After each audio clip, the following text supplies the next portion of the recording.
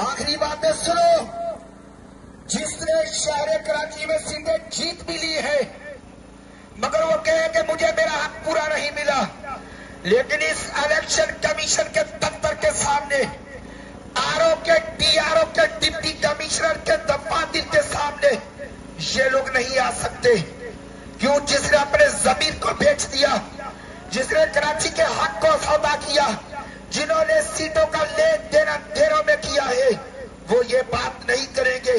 یہ ڈنکے کی چوٹ پر اگر کوئی بات کراچی میں کرے گا تو وہ تاریخ لبیک والا کرے گا.